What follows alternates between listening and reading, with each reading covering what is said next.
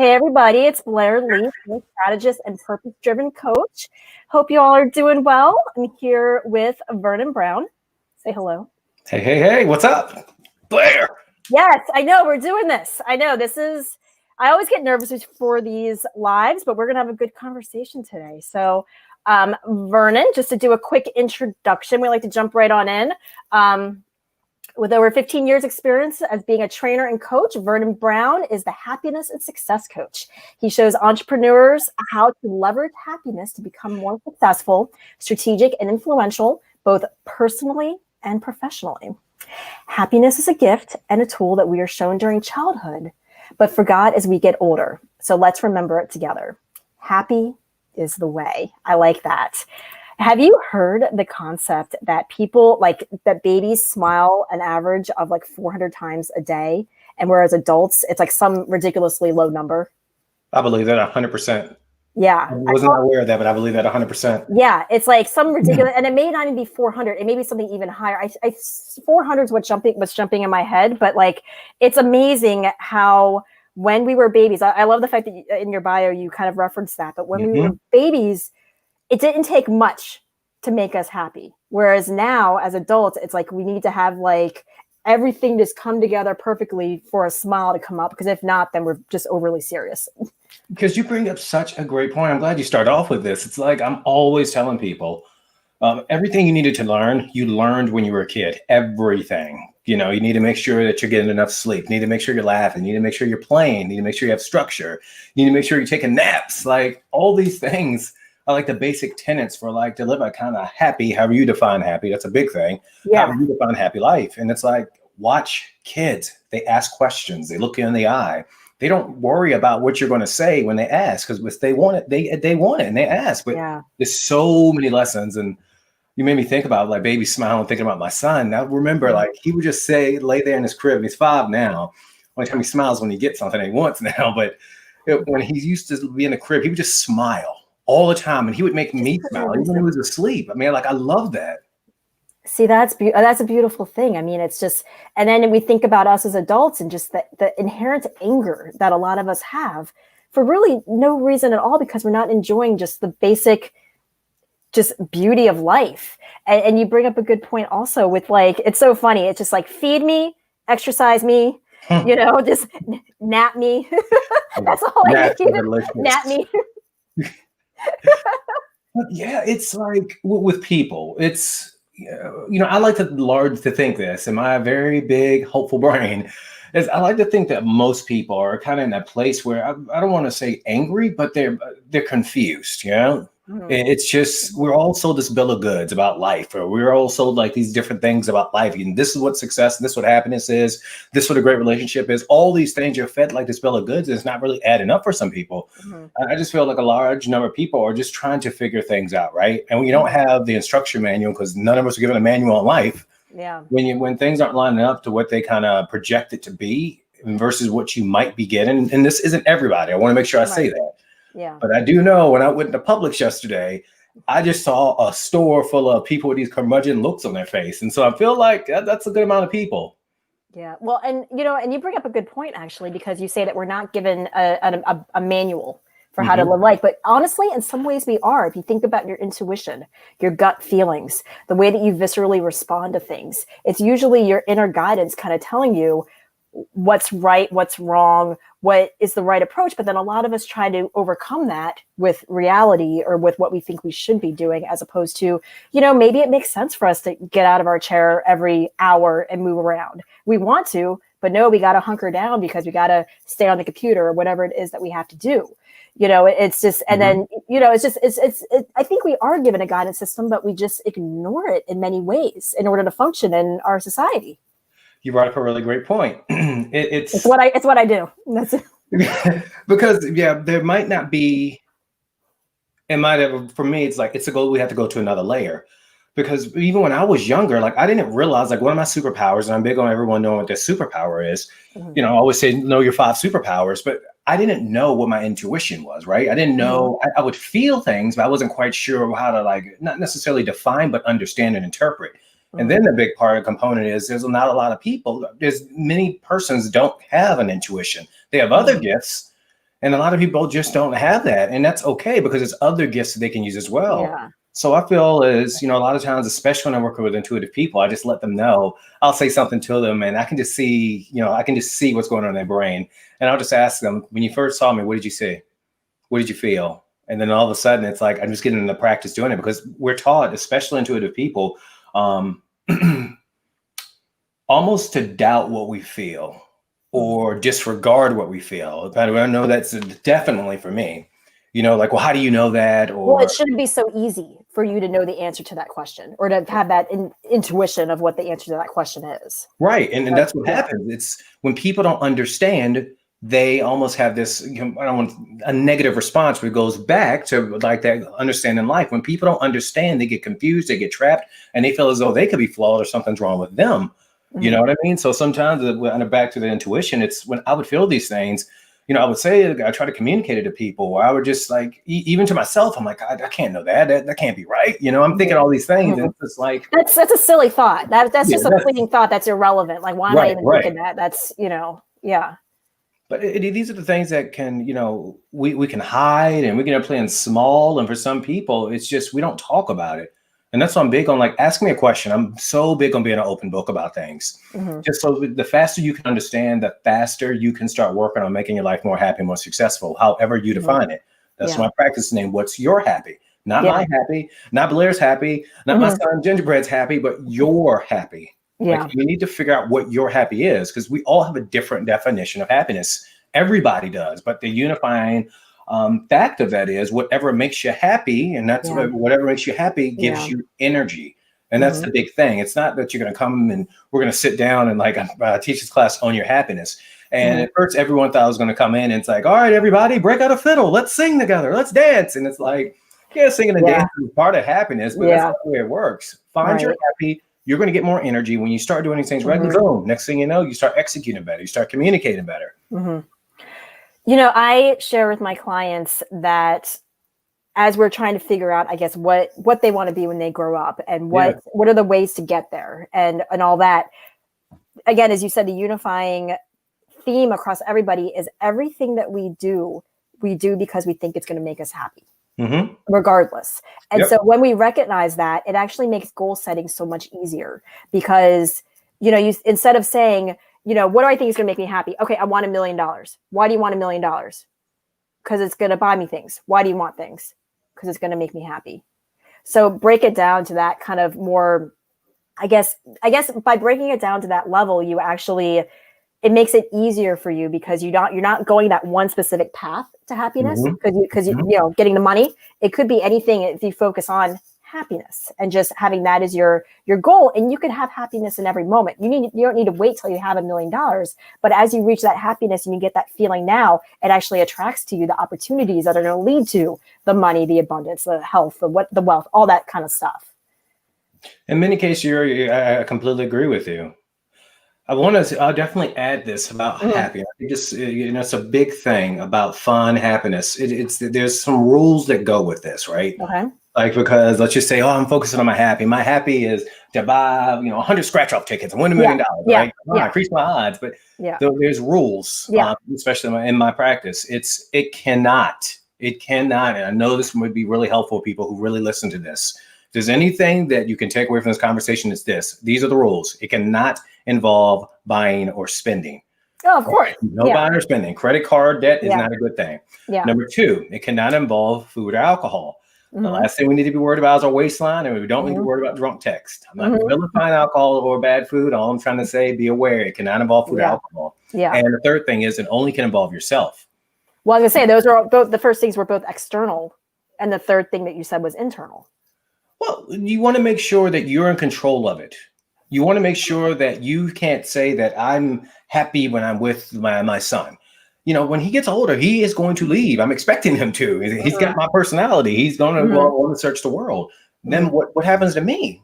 I see this rather often. I'm with clients I'm talking with, and the business is great to do all these things. We've found that happy. And, because I've had some clients who've been with me for the last 7 years, and the kids move out, and it's like, well, what's there? And it's like, this is what we were talking about. Like, we want to make sure that it's not dependent on X factors, right? Right. So Linda Lemon says, love that. Find your happy. I think she likes that. But I know so just so you know, Vernon spells it happy, Happi.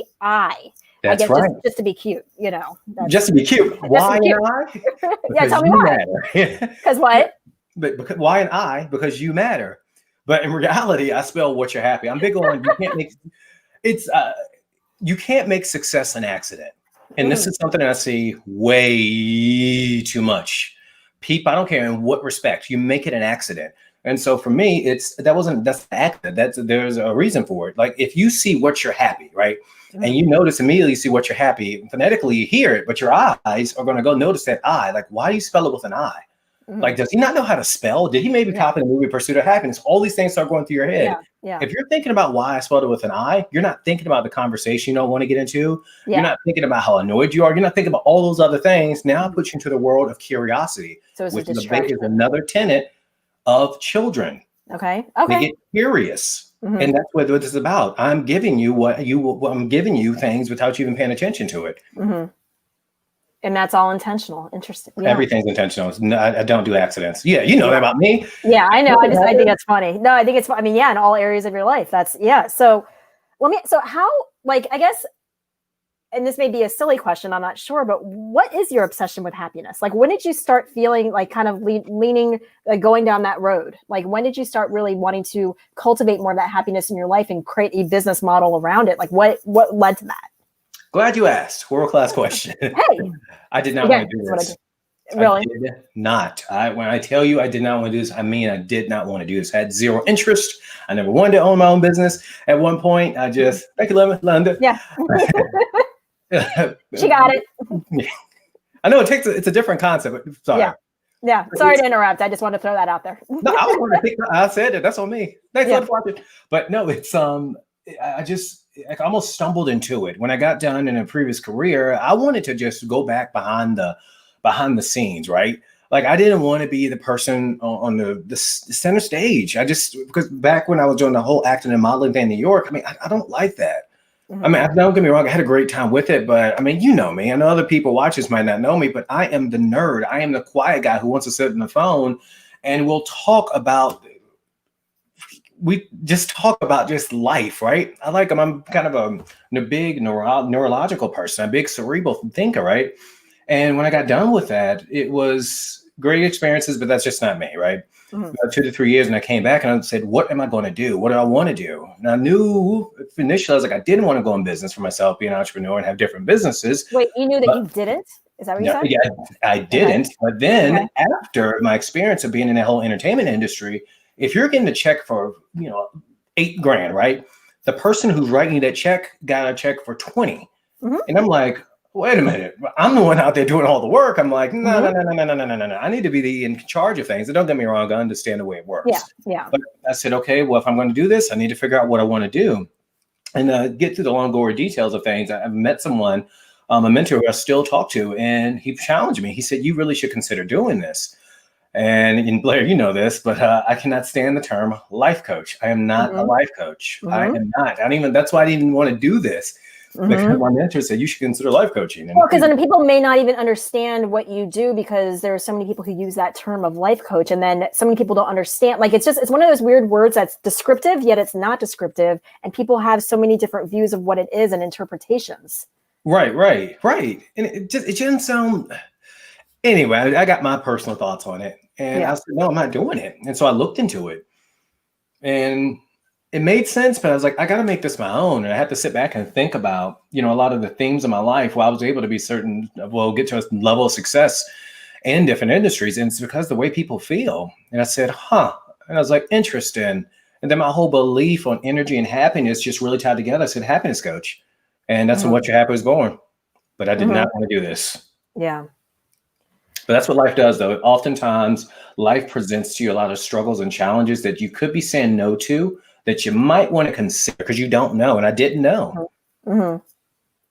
So I guess I actually want to go back to a question or a statement that you had made earlier about superpowers and how everybody has superpowers. And you had said that your 5 superpowers. And I guess my question is, what are typical superpowers that people have? Because that kind of intrigued me a little bit, because it's like a lot of us, we don't like to think of ourselves as being unique, and not unfortunately, but fortunately, you know, that's why we're here on this earth, is because we have our unique talents and skills and strengths and all that good stuff.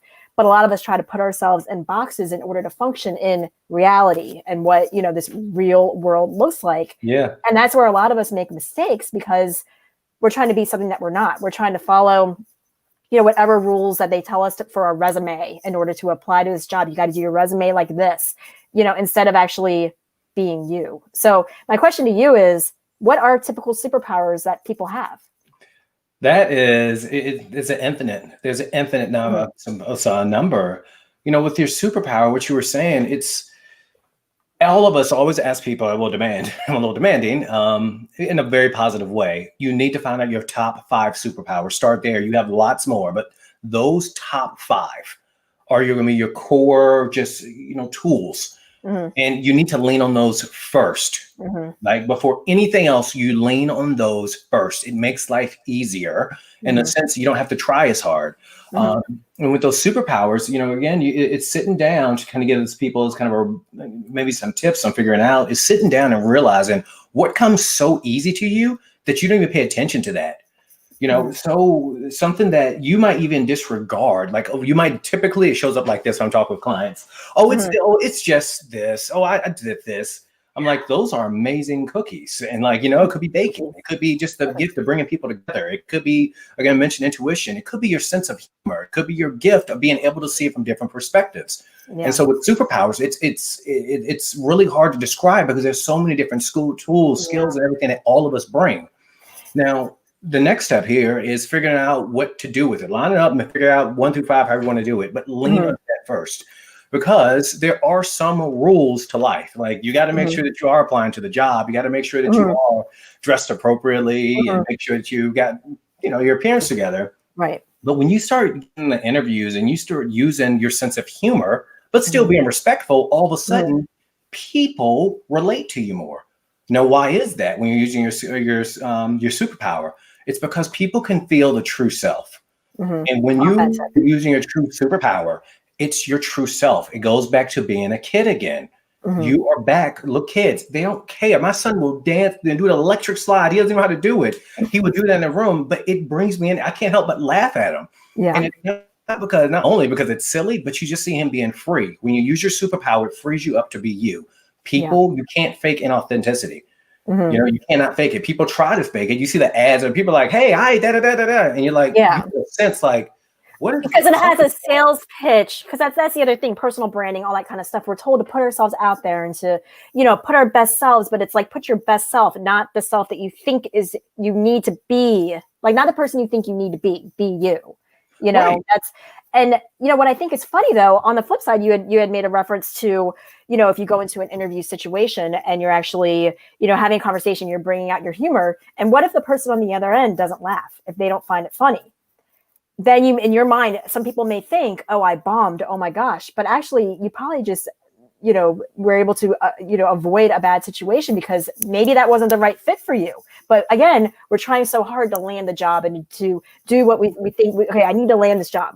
But at any cost, you know, like at what cost? Like, you want to make sure that you're also being yourself and that you can be comfortable bringing your best self to the job every day. That goes back to I always quote this, the Chris Rock quote that he talks about, like in terms of dating, which, you know, you can equate dating to a job interview or a new job process. But like on your first 3 dates, you know, you're bringing your best representative. That's why you need to date someone more than 3 times, because on the 4th date is when you get to see their true selves. That's like the whole 90-day probation period at work. You know, everybody's bringing, you know, who they think they need to bring. And then slowly the walls come down and then you bring your best self. And then, you know, you bring not your best self, you bring your true self, which is your best self, but you bring your true self at that point. And that's when the problems start, because you actually start to actually be yourself. You should be yourself from the get-go. Because if you're, you know, because you want to make sure that you're landing that job or landing that date or whatever based on you. Because why fake it? It's, you know, I think I do want to mention, it takes practice to be who you are. You know, because we've had a lifetime of being, and this isn't everyone. I want to make sure I'm not trying to shame anyone. None of this. It's just, we're taught to hold back on who we are. You know, it typically shows up, and I call these interjections. You know, let's just say you're playing a particular sport or activity, and your cousin's there, and some family member, somebody will say, hey, don't make little Johnny or little Sarah feel bad. Don't do it. Don't go too much. Don't let them win. Oh, don't win all the time. Oh, you shouldn't say that. You shouldn't do this. And this thing is designed to keep us alive. It's not designed to keep us happy. So how it interprets it is, hey, maybe I should hold back. Yeah. Or another way it shows up where people say, well, you're really full of yourself. You know, well, you have such a big ego. And it's like when you hear these things, who wants to feel any harm, right? So you kind of hold back, and then, you know, you compound that 10, 20 years, it takes practice for you to get back in the swing of that. You mentioned when you start making a joke to people. Some people don't understand the joke at all. Now, I do want to say, if you're at an interview, I am a fan of irreverent humor, but that ain't the place to be doing it, because no matter, you know, use some common sense, gauge your sense of humor. Yeah, well, that's the thing. Everybody has their different, I guess, what's levels of acceptability of what. For sure. And that's it makes us both that's partially a good thing for us, but then also at the same time, yeah, in a job interview scenario, that's not necessarily the best time to, you know, show out. Yeah. I'm trying to get the best way to articulate that. Yeah. But it's important with your superpower to use it first. I cannot stress that enough. That's when I'm working with business owners, I'm looking at them and I can see they have this really strong analytical mind. And they're breaking out every detail. And here's the thing for other people too. You got to make sure that you're working against low energy, because this will work against your superpower.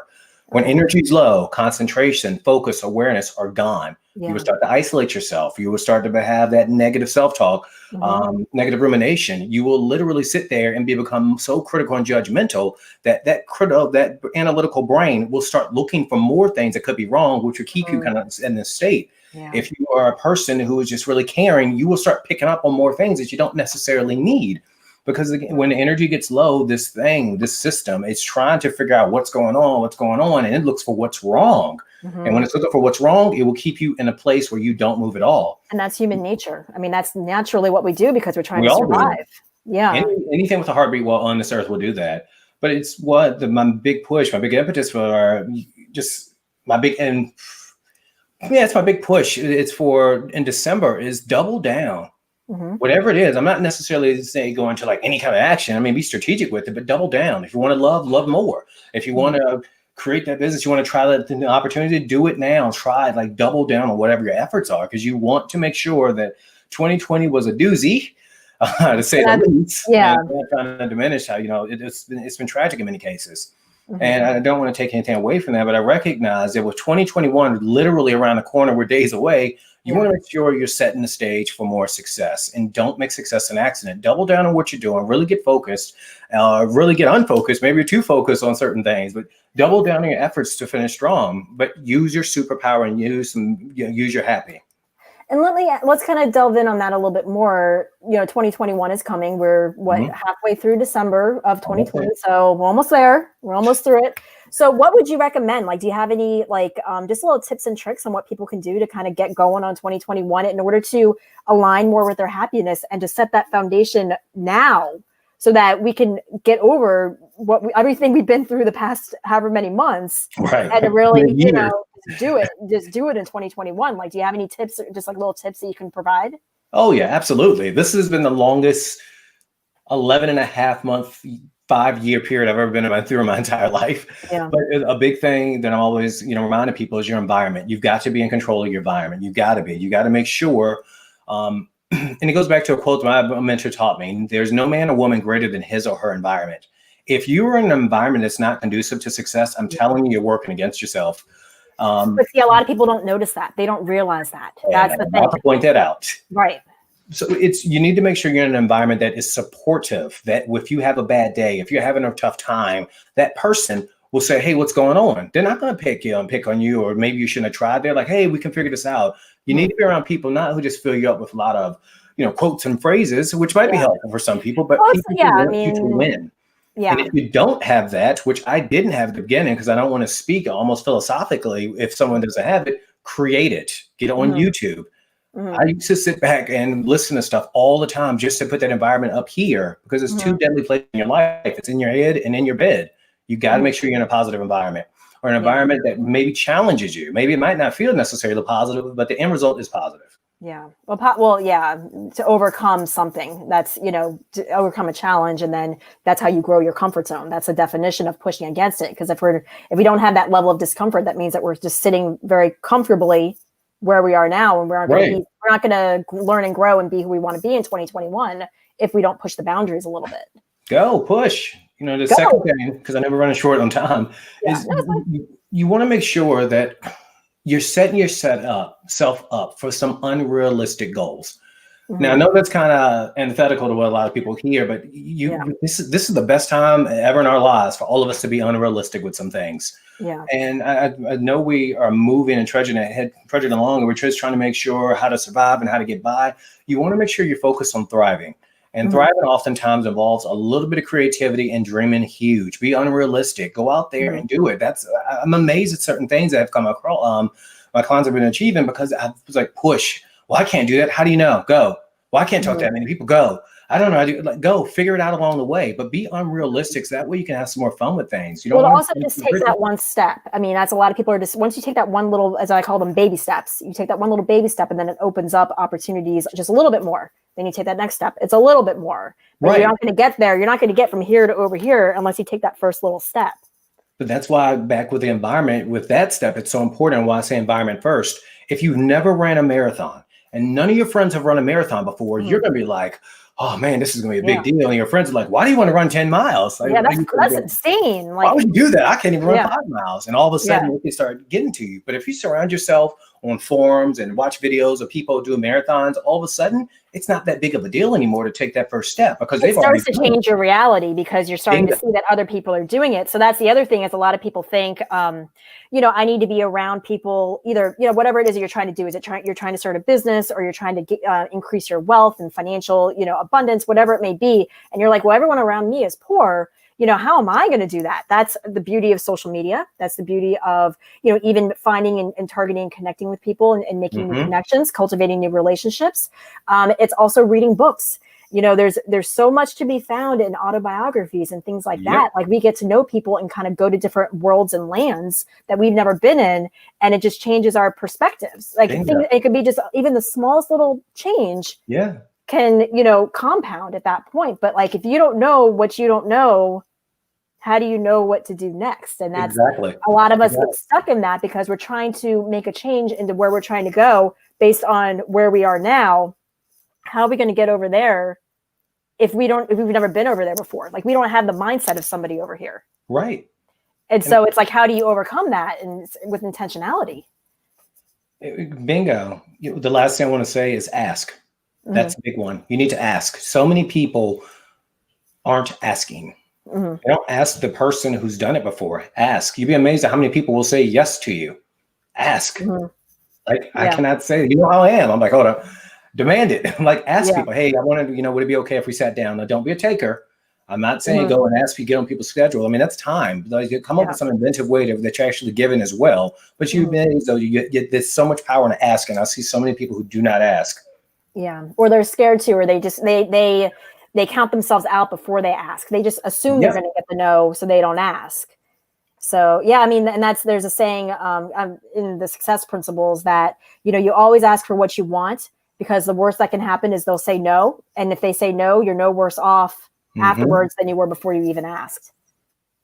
And I'll be working with clients and it's like trying to find a new relationship, trying to find love. And they'll see someone, and before they even spoken words to this person, him or her, they say he or she won't date me. Oh, I'm this. I'm like, can you let them tell you that, please? And I doubt they go get yourself rejected. Just go on and do it. And I get it, but those are probably the big three ones that kind of come to mind immediately. And there's lots more, but those are big three. That if you take those three and put those in motion, strategic motion in action, I think you'd be surprised what would happen, how your next week would look. And at the very least, it would even just create an intrinsic motivation that will even have you open up your mind to see things that maybe you didn't see before, just by shifting your mindset. Shifting your mindset and maybe taking these small little steps that seem insignificant, but again, it opens up the realm of possibility, which is pretty cool. Yeah, especially this time of year. I mean, people need it. Yeah. People are starving for a connection right now, and that's why I'm happy that you and I connected here, just to show two people connecting from two different like just worlds. Like we wouldn't have been able to talk. We probably would have never met because, well, did we meet before COVID? Yeah. We did. Yeah. Yeah. We Wait, met. yeah, that's right. That's right. Long We time. got tight over COVID though, because we started talking more. Right, because that's all that we could do. I mean, that's how it is. So yeah, I mean, and that's the benefit. A lot of people are looking at COVID from the negative perspective. I mean, and of course, again, we don't want to diminish how bad it is, but at the same time, I think that it's opening up just new ways of approaching things and new ways of connection. I mean, my goodness, LinkedIn. I mean, gosh, I mean, the amount of connections that you have, the amount of connections that I have on LinkedIn, even locally, internationally, et cetera. I mean, my goodness, 10 years ago, we wouldn't have known these people or had any sort of connection or potential for connection. I think it's the potentiality of it. It's not necessarily that we're, BFFs with every single person that we're connected with, but there's always a potential. You never know where a connection or a contact or relationship is going to take you. And that's pretty cool. I mean, just the opportunities. I completely agree. So we're kind of, I guess, going to start to wrap up now. I guess my question to you is, tell me what cool things you're working on, how people can reach you, and just all that good stuff that you have going on now. I'm glad you asked that as well. It's a few different things. So right now I've got, Monday next week, 10 days of finding your happiness. I wrote a book. Look what COVID did. I wrote a book on finding happiness. It's a field guide. It's a fun thing. People don't talk about fun enough. If you hear a scream, he's fine, by the way.